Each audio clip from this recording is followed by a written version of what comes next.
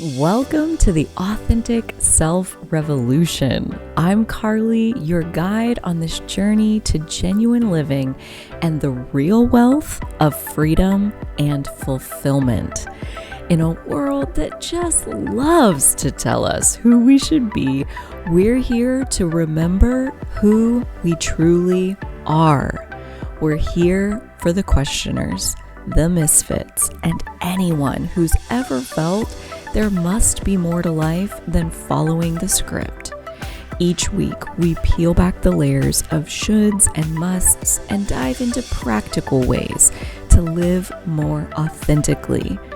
If you're listening only and want to see my face, you can head over to my YouTube channel, Owning Authenticity, where you'll find this podcast along with a treasure trove of other content aimed at uncovering who you truly are.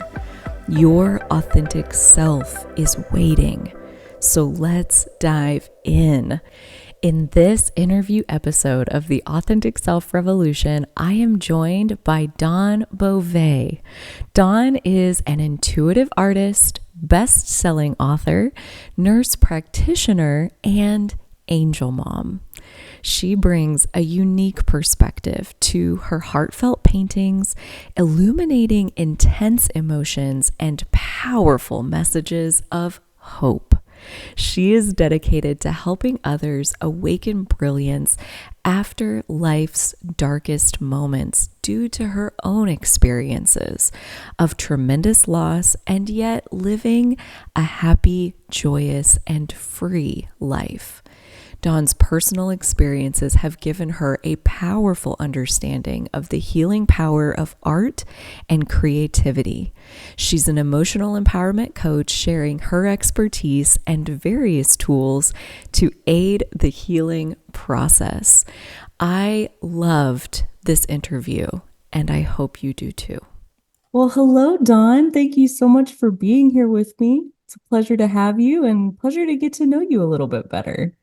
Thank Yeah, you. thanks for having me. I'm really excited to talk to you. I am all about authenticity and truth and following your passions. And this podcast came at the most beautiful time in my life because I had a major life changing decision and thing happened today Yeah, of all days, right? For of us to all land it days, exactly right? like this. You want to share with us what happened? Your big transition? Yeah, so I have been working as a nurse practitioner for many years, and I work in the addiction and recovery field.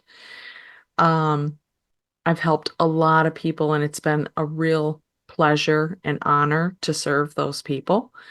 Um, the company that I work for now took over my previous company a couple of years ago, and they had afforded me the opportunity to work from home. uh, to travel more and work via telehealth, which was really great for my schedule because I'm really busy and I like to travel. And, 4 weeks ago, I had a meeting with my boss and she came on and said, we're making some changes. Um, no more telehealth. And we want you to be hourly as opposed to salary, and just some other little subtle changes. And I had already lost some time off. And, when I hired with this company, I said, because of my life circumstances, which I will get into with you in a little bit, Mm-hmm. I really honor and I feel like time is our most valuable commodity. More than money, more than a big home, more than space, time and what you do with your time. And I just felt like I was losing time, like that was being taken from me. Mm-hmm. So, because prior to, as a salary person, we had an agreement that I would work 36 hours and get paid for 40. Well, now they want me to clock in Mm-hmm. for 40. Mm-hmm. And so, anyway, my husband just happened to be home for lunch because my daughter was coming to visit. This was 4 weeks ago from Asheville, North Carolina. I Mm. don't know if you've seen the news, but they were completely destroyed by the hurricane and flooded. And she just happened to be here visiting during that time, thank God. But so he heard the conversation, and I got off of the telephone call and I was like, wow. And he goes, wow, you're being demoted. And I'm like, yeah, it sure feels like it. He goes, no, it doesn't feel like it. It is. Yeah. And I said, I don't know. I go, maybe I should just resign. And he goes, yep, I think you should. So I went into work the next day. Um, as I told you before we started recording, this is the most money that I've ever made. Yeah. It was my highest paying job. It was something that I really loved. I'm in my zone of excellence, right? I'm excellent at what I do. My patients love me. I love them. But I decided I was going to take that big leap. So I just went in and turned in my resignation, and I gave a 4 week notice to be respectful. And today was my last day. So I I had so much fear and anxiety, like, what are we going to do?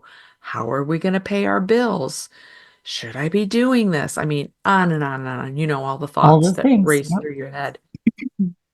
But I know that going back to what I said in the beginning, time is my most valuable resource. And I can find another job should I need to. But I've been working on this program for my online space Hmm. using creativity modalities as a pathway of healing for loss, grief, and recovery. Mm. And it just so happened that last weekend I went to this huge mastermind and got it all put together. Oh boy. So it's like, in hindsight, like everything is working in my favor, Yeah. everything. Yeah. But Always. Only you always. can't see it sometimes when you're in the middle of it. Yeah. So I quit with no job lined up, no program lined up, nothing. And I went to my accountant then last week and I told her, yeah, I resigned from my job. And she looked at me like, what? You what? Do you have another job lined up? I go, no, not yet. And she goes, you're kidding. I'm like, no. So then I came home a little bit more anxious, right? Oh, But today I have this feeling of peace. good. I do. I know that it's all going to be okay. Yeah. You Yeah. know, doesn't make it easy. It just makes it something that I feel if you have the belief and you believe that you can, you will. Yeah. If you believe that you can't, you won't. You're right. And Either way. Yeah. I'm, as that book, The Big Leap, describes, I'm jumping from my zone of excellence to my genius zone. Yeah. And that's where I want to be. Yeah. So I'm Yeah. really excited about what's coming. Congratulations. I feel Thank like you. that's a transition that a lot of people dream about and Yeah.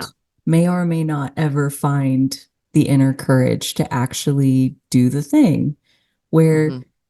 I feel like it's so the cultural norm, like what your accountant reflected of like, Yeah. make the plan for what you'll do next, and then you're allowed to leave the place that's not working. And in my experience, that is a recipe for just staying where you are Yeah.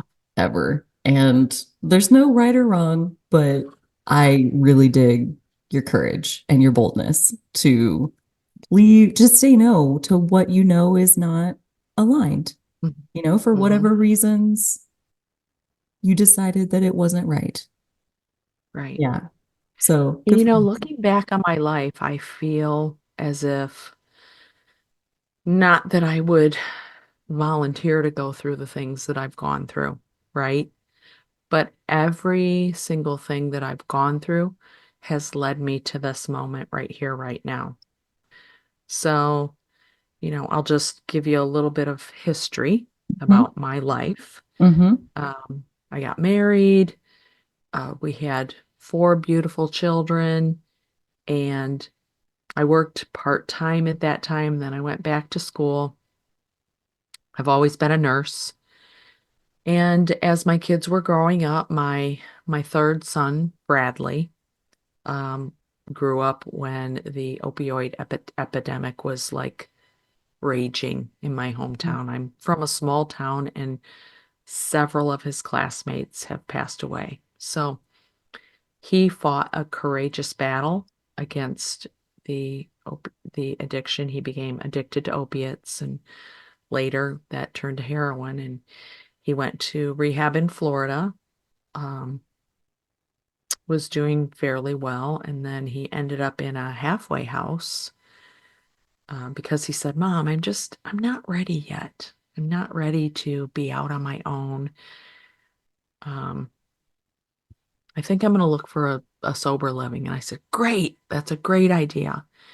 And then he had called me about, finding some medication assisted treatment like Vivitrol or something like that. And I'm like, "Well, I don't know much about it, but yeah, I think it sounds great." Well, he couldn't find access to that in Florida. And 2 weeks later, he overdosed in the halfway house.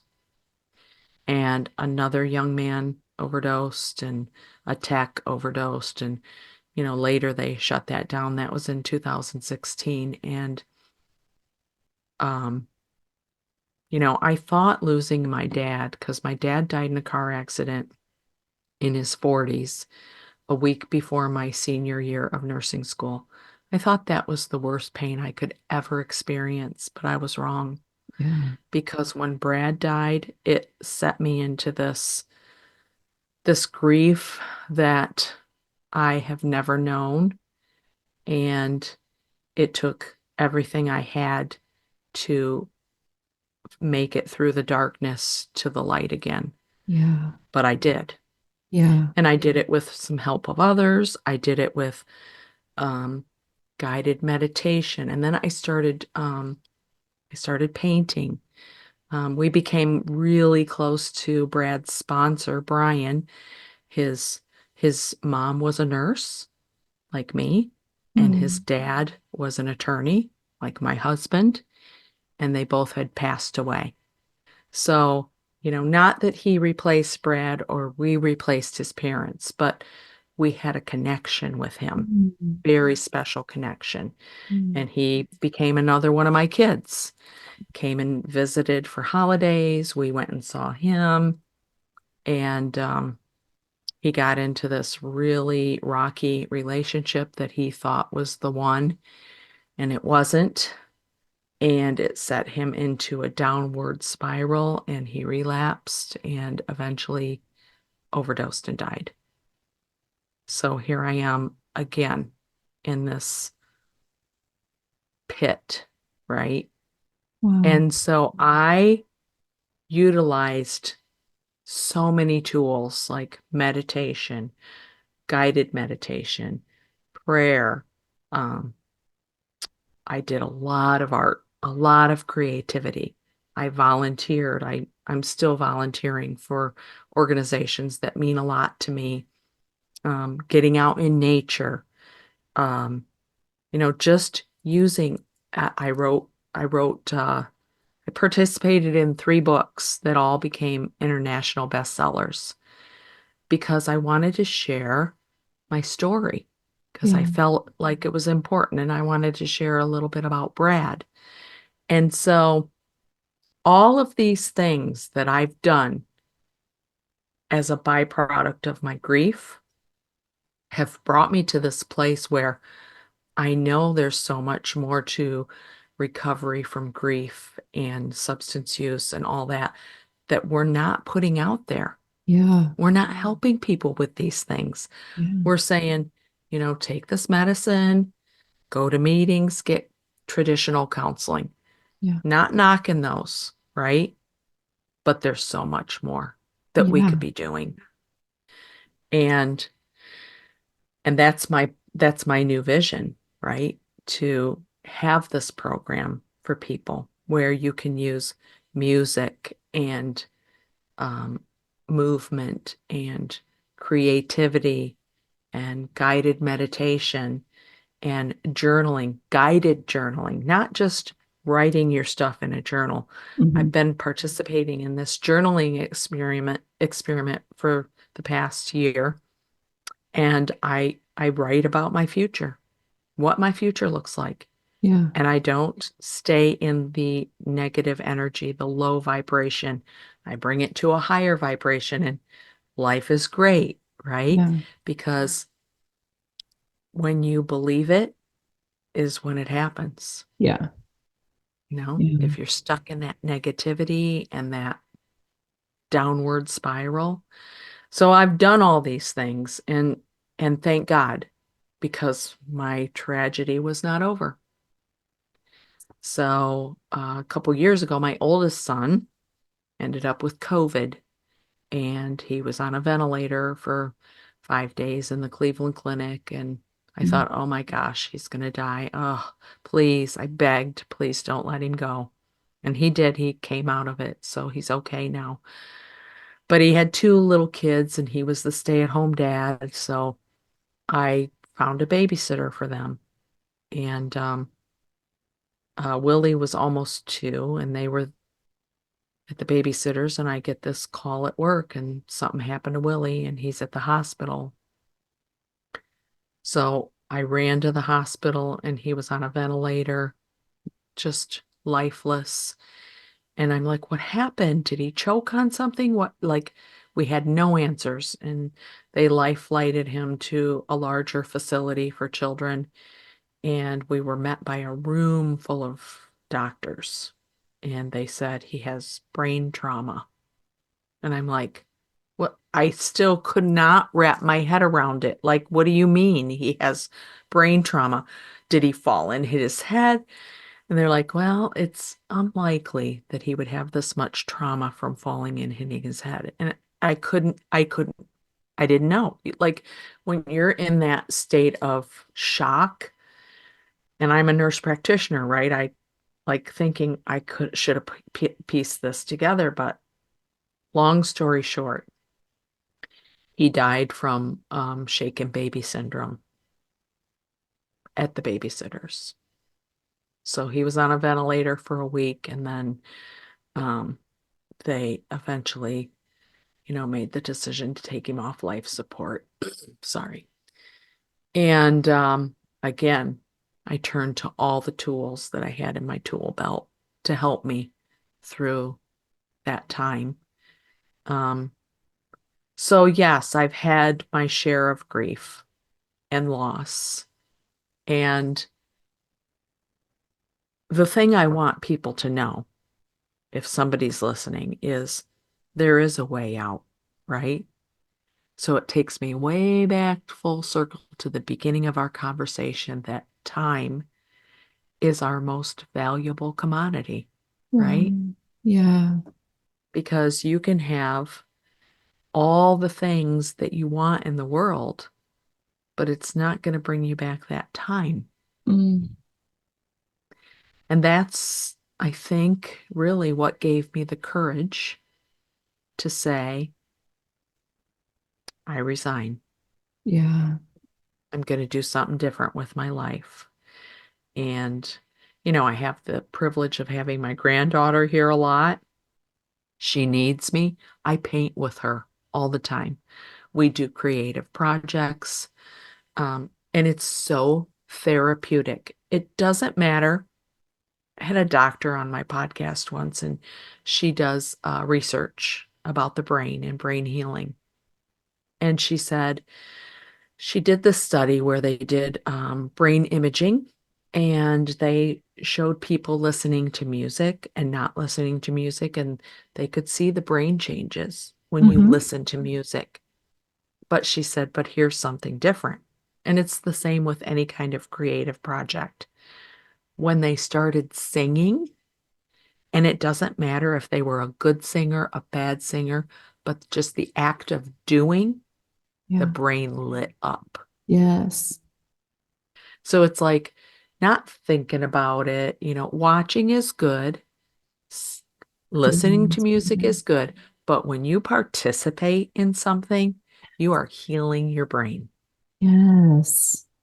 So it doesn't even matter if it's grief or anything. Anything like if you want to be better at your regular job, if you want to be a better mom, anything, we have to take care of ourselves. And I truly believe the road to that starts with creativity. Yeah. hmm Were you creative before? I've always loved art, and I was in the play, but not a big actor. And I like to sing, not the best singer, but I love doing that stuff. And so it's funny, I was resistant to it because I started painting with my sister who said, "We're gonna paint." And I'm like, "No, I am not painting. No way." And I get to her house and she has the kitchen table set up with some Oh, paints and fun. little canvases. And that was right after Brian, my adopted son, passed away. And I sat down and I was still painting for a couple hours at her kitchen table. And honestly, it was the first time since Bradley had passed that I was able to sit still and Oh, be yeah. and just do something and feel good. Yeah. Because stillness, when you're in that much despair and grief, it's really hard. It's hard to do. But when you're doing something creative, it's magic. So I told you my daughter was visiting, right? And she's from Asheville, North Carolina, and she just happened to be visiting when they got just totally destroyed by that hurricane flooding. And she's been here and she's sad, it's a loss. She's Yeah. grieving the Yeah. loss of her community, her friends, her city, and she's just been kind of not herself. And so my husband, he started knitting after Bradley passed away. So he's a knitter. And he said, "Natalie, you want to try and knit? I'll teach you some stuff." And now she's knitting and Yeah. crocheting. And we just went shopping today. She's getting a couple of things. And she said, Mom, I started knitting and it really, like, my insides feel like they're shaking and they want to scream because my whole life has changed and I have so much loss." And she goes, "I started doing that knitting and crocheting and it just brings me to this piece of calm and Yeah. stillness. And it's really been helping me." And I go, "I'm telling you, yes, anything you can do creatively Yeah. does something to the brain and it helps you heal." I feel that. So, I feel yeah, that. Yeah. yeah. Even like I wasn't even necessarily depressed at the time, but I found pour painting, like with hmm acrylics, and you make it really runny and then you layer it in the cup and you dump it on the can. It was like the most peaceful place I had ever been. And just like like tipping the canvas and watching it Yeah. run. And it was so colorful. And I just spent hours and hours and hours for like a year. Just like all I could do was paint. That was like all I wanted to do. And Uh-huh. it's like, yeah, like kind of it gets that upward spiral going. It Uh-huh. neutralizes the downward spiral, it gets the upward spiral going. Like even paint by numbers had a hmm very similar effect where like you don't even have to be artistic, just like paint the little fives like with the five color or whatever. Like, oh my gosh. Yeah. And for hours you just sit there and like lose track of time, Yeah. lose track of like you know, what hell is living inside your mind. Yeah. Oh, I It's love like that. that book. I'm an avid reader, so another book that I found really um, helpful was Happy Pocket Full of Money. I've never I heard am of that one. joy. I am joy. I am abundance. I am wealth. Oh, okay. And in that book, they talk about time is really an illusion, right? Space and time are an illusion. Like, I forget the example he used exactly, but he said if you're on the 50-yard line of a football field and you have to look all the way down the field to the end goal, it looks like it's forever. But if you're up in the stands and you're looking, it's just a blip, Yeah. Yeah. right?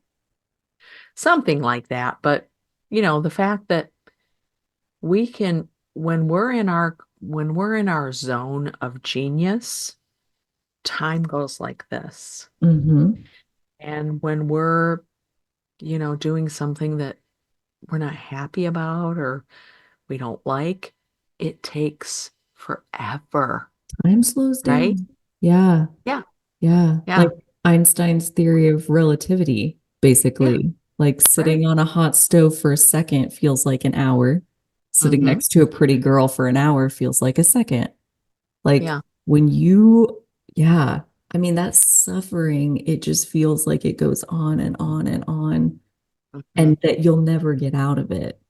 Like Right. that it's It just your does. new permanent, your new normal. It feels like And that for sure. And I know when Brad died, I had a lot of support groups that I sought out, and I remember somebody telling me it's going to be 5 years. It's going to be 5 years before you reach some sense of normalcy after a loss like this. And I thought to myself, 5 years? Like, no, I don't, like, really? I can't feel like this for 5 years. yeah, And that's why I just dug in to every single tool that I could to help pull myself through the darkness because yeah, I knew there was light. Couldn't see it, but I knew it was out there. And so I just used every tool I could to get myself through the darkness because there's no way around it. You do have to go through it.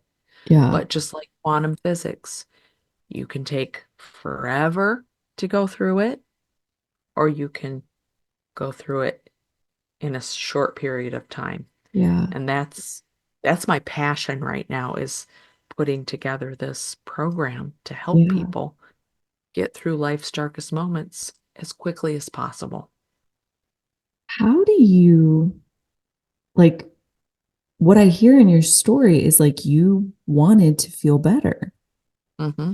And because you wanted to feel better, you leaned into pulling yourself through the darkness, as you put it. Right. Right. And I've encountered people who almost like, I don't know if punish is the right word, but like are almost punishing themselves and like will leave themselves in the darkness. Like, I don't deserve to feel better.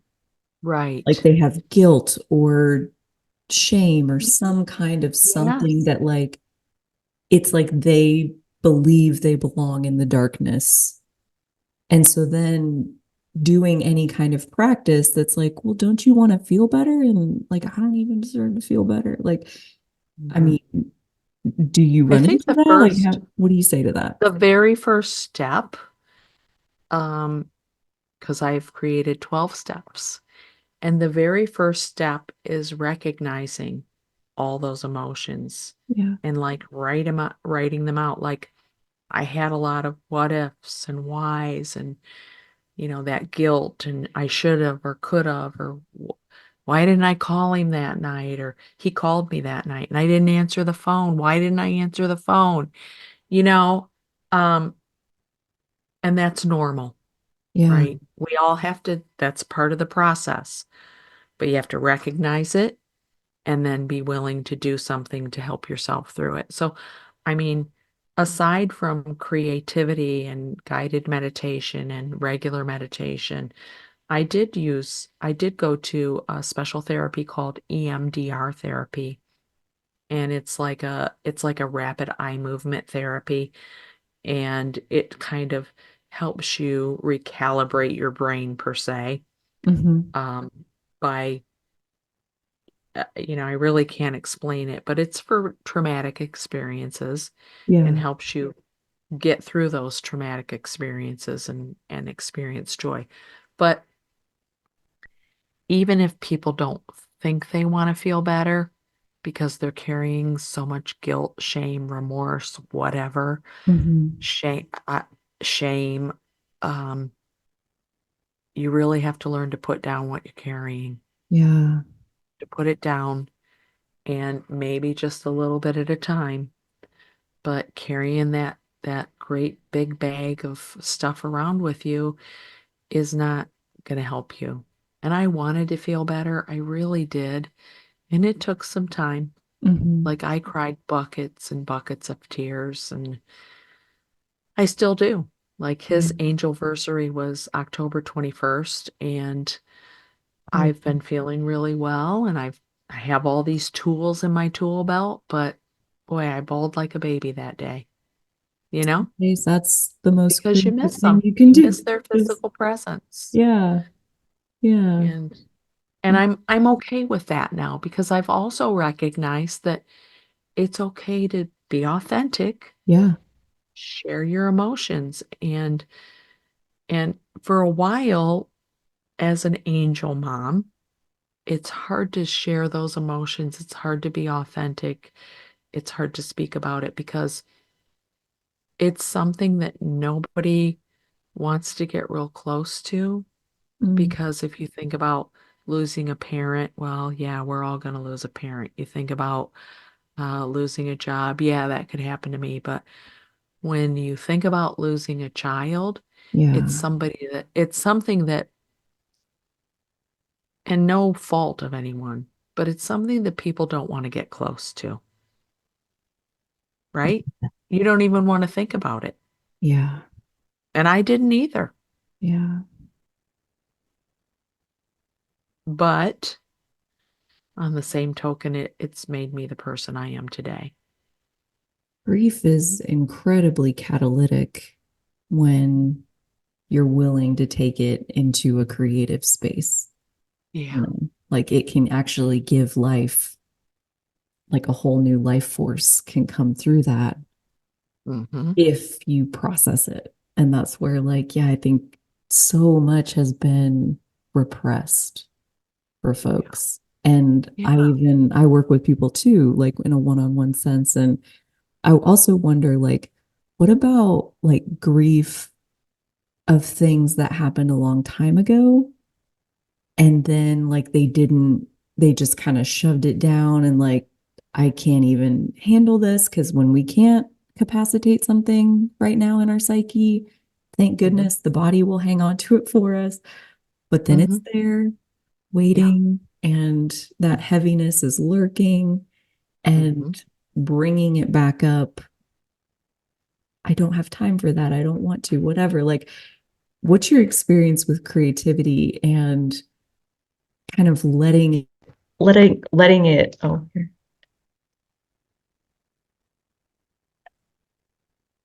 bump my microphone. Um, letting that emotion move through the creative process, kind of like Well, titrating, like just a little I bit. feel like, yeah, creativity, you can take it in two pathways, like when you're using it as a healing tool.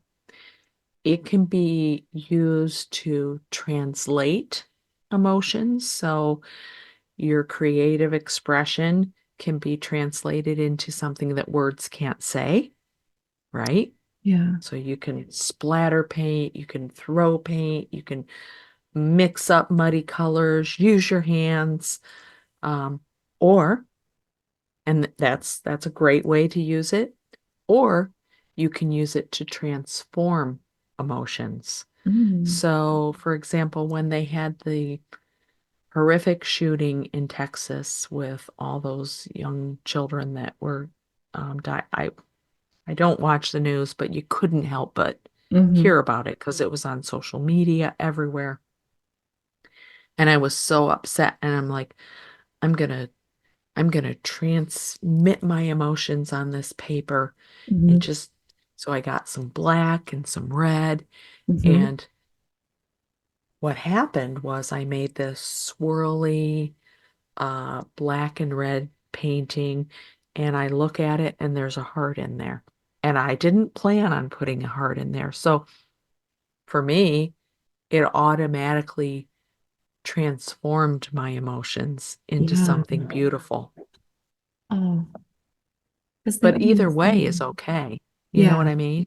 Yeah. There's no like end result, Yeah. no cherished outcome phrase I learned Mhm. recently of Yeah. like So just, art has a way, it has a way of saying things that words cannot express. yeah. And Yeah. people can feel it. They can feel the emotion in your art. Yeah. Yeah. Oh, So, in a way, I'm so sorry that you know all of this. And in another way, like it's such a gift to the collective because there are so many emotions that need to be yeah, translated and transformed. And there's an abundance of tools. And I think we could always use even more tools of like right. how to do this, how to feel, how to create enough safety to feel. What about people who say, like, I'm not creative, I'm not an artist? Do you ever run into that? Well, my response to that is you were created to be creative. Oh, yes. So, we are all creative beings. It's just a Yeah. matter of learning to tap into that. And then I'll go back to the brain scans of the person that says, I can't sing. And what the brain scan shows is it doesn't matter if you are a wonderful singer or not, because when they did the imaging of the brain, if you just sang, Yeah. your brain lit up. And it Yeah. didn't matter if you were good or not. Yeah. It's not about technical ability. No, it's not. It's just the act of doing. Yeah. So if you're willing to participate, if you're willing to do and not prejudge yourself, comparison is the thief of joy. Yeah. So if you're willing to just do, you're going to get better. Yeah. There's no ifs, ands, or buts. You will get better. Yeah. Yeah. And you'll have the experience even the first time of Mm, being in it and doing and yeah. participating. And it's like, what if that's the whole point? Yeah. Like just the difference in your brain for Mm, an hour. It's not right. even about the canvas. Like throw the thing away at the end, Right. like it doesn't Exactly. even matter. It's not about Yeah. that. You think about therapy, okay, what do we spend on a therapy session? But you can go out and buy some paint and some canvas and it's a lot less money. Yeah. Yeah. And you're creating new neural pathways in your brain that are staying. They don't just disappear. When those neural pathways start forming, they Mm-hmm. connect. Mm-hmm. So, yeah, Mm. So money well spent. yes, right, art therapy. Um, you said you had created 12 steps and that the Hmm. first one was to recognize the emotions that you're carrying and Hmm. admit them, say them, write them, acknowledge Yeah. them. Yeah. Um, do you want to tell us about some of the other steps? I'll tell you a couple. Okay. One is to set some intentions, right? Mm, What are your intentions? yeah. What do you want to get out of this? Because if you put that out in the universe, like, I am going to create these new pathways, I'm going to make new connections, I'm going Mhm. to make some friends, I'm going to elevate myself, I'm going to be able to sit still and experience joy, abundance, wealth. Mhm. You set those intentions and put them out into the universe and they're going to happen. Yeah. So that's one of them. And then so when I say 12 steps, when you think of the traditional 12-step program, it's almost like you have to do step 1, step 2, step 3. But my 12 steps are a little bit different because they're circular, right? Mm-hmm. Grief isn't linear. It's not. You don't go from point A to point B. It's circular. And some person might be on this particular pillar or step a little bit longer than somebody else. Mm-hmm. So, art journaling is another step in this process. And, I plan on guiding people through that. Mm-hmm. Creative writing, uh, you know, writing your future Mm-hmm. is another step with some guidance there. So I have a few things in Yeah. mind that I'm not going to share all of them, Yeah. but they're all important, Yeah. equally important. And telling your story. Mm. Don't die with your story still in you. Yeah. Everyone has a story. You don't have to have significant grief to have a story. And that kind of goes back to the authenticity, right? Yeah. What's your genius zone? What are you here for? Yeah. I Because love we're that. all here for something. Yes. We're all needed. That's Mm-hmm. why we're here, you Yeah. know? Yeah. Every single one of us. And that's another one that like I love that concept. It's Gay Hendricks, right? The Big Leap. Mm-hmm. Yes. Um, Yes. and this concept of the four zones and the zone of genius and excellence and competence. And what is the fourth one? Remember. I know it's not coming to me, but Yeah. it's the same idea. It's like, well, I'm not creative or I'm not a genius. And it's like, no, no, no. Genius is maybe not what you think it is. Like, Exactly. you want to share like how you look at genius and like what you learned from the Big Leap? I really feel like genius is your ultimate purpose, your superpower. Yeah. What's your superpower? And I've recognized that my superpower is to be able to really connect with people. Yeah. I have a superpower of really connecting with people because I love people and I love to hear their stories. And I like my phrase is one of the phrases that I really love is we rise by lifting others. Oh, So it's not really I'm a boss or, you know, I'm just a conduit to help you rise too. yeah. That's what I want to do is That's help people beautiful. rise to their fullest potential. So if you think about your genius zone, what's your genius zone? What do you think your superpower is? And I knew that I connected with people from an early age, and my husband kind of he drives him crazy because we'll go to the grocery store and he'll be looking for me and I'm over talking to You somebody made a and friend. he's like, "Did you know that person?" And I go, "No." I do know.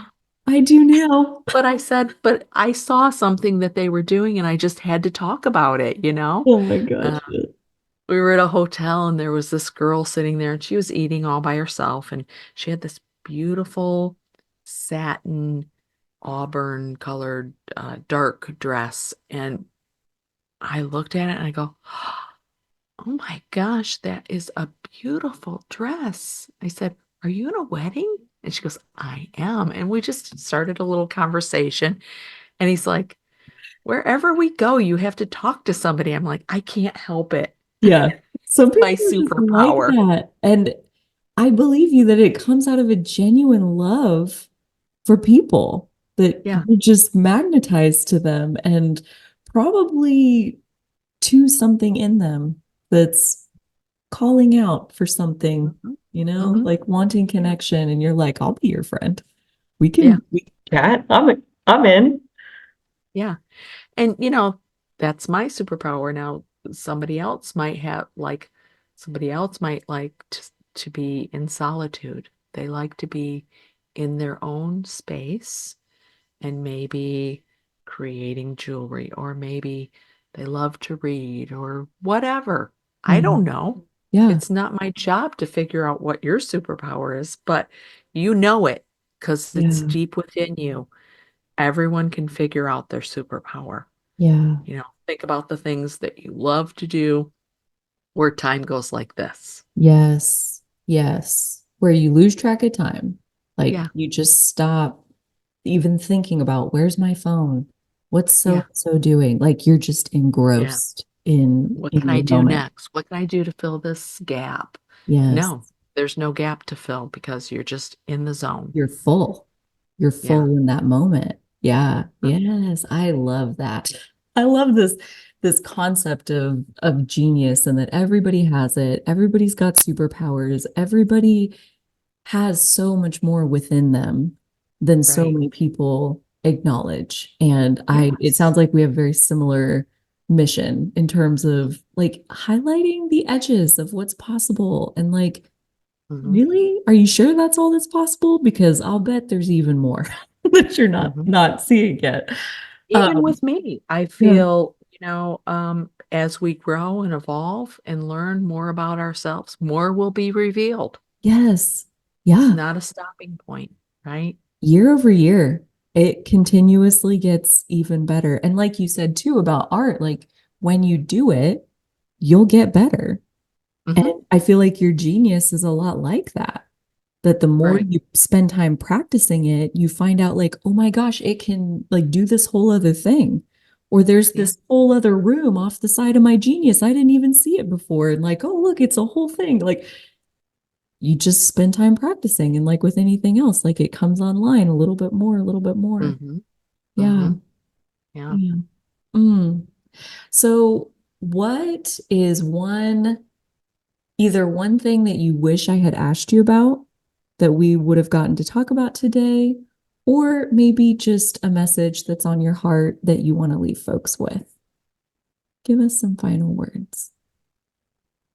I want to say that if you take a leap into the scary unknown and you believe in the possibilities, things will start happening. So, for example, today I was out shopping with my daughter and I looked on my phone, and one of my friends from college texted me and said, "Hey, Dawn, is this still your number?" And I'm like, "Yeah." She goes, "Oh, great." She said, and she lives in Ohio, but a few hours from me. And she goes, "My library is going to be starting this creative art type program this summer, and I thought of you. Would that be something that you would be interested in helping me curate?" And I'm like, "Yep." Right? Right. Magnetic. I said, "Sarah, this was my last day of work." Yeah. And she goes, "Crazy," because she was a college professor and she retired. She goes, "I retired and gave up my tenure." But she says, "I've never been happier." Oh, So, people everywhere moving into their genius, mhm, you know? yeah, Oh, well, that's awesome. That's such a good fit for you doing the yeah, library art program. yeah.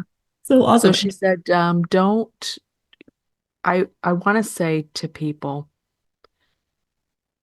don't quit before the magic happens Yeah. because there's magic out here. Yeah. There really is. Yes. If you Really. seek it and you open yourself up to receive it, Hmm. you'll get it. Yeah. Which basically just means like believe it's possible for you. Mhm. Like Yeah. believe it's possible and for you specifically, Yes. you know? Everything is happening for me, not to Yeah. me, Yeah. for me. So, So empowering. So yes. empowering. If people would like to connect more with your Mhm. work and what you're putting out into the world, you mentioned you have a podcast. It sounds like you got a program Yes. coming up. Tell us a little bit I about where have. they can find more. So I have a podcast. It's called Catch Some Soul Shine. I At love least that's the name of it right now. it. I like that name, but I'm also creating this freedom program, which will be 12 months. And then I have this Time for Freedom journal Oh, download cool. that people Okay. can get. And I will give you the link so that you can share it. And so what you get with that is a journal with about 5 pages of prompts. but I wanted to do more because that's what I am. So every day for the next 30 days, you'll get an email with a prompt. Something that you can write about, something that you can think about, something that you could draw. And at the end of 30 days, I just want some input. Yeah. You let me know what was helpful, what you got out of it, if you feel like it made a difference. Because 30 days, if you do it every day, you'll see a shift. 100%. A lot can shift in even 5 days, let alone 30 days. Yeah. Yes. Oh, that's so generous. I'm excited Thank about you. it. Yes. Yeah. We'll put all of those links in the description of the episode. Dawn, thank you so much for sharing your time and your story. Thank you for having me. Your wisdom. It was great talking to you. Yeah, good. Especially today, my Right. last day of work. Congratulations on this massive turning point in your life. I'm so excited to be part of welcoming you into the next chapter. Yeah. So excited. Thank you so much. You're welcome. Thanks for having me.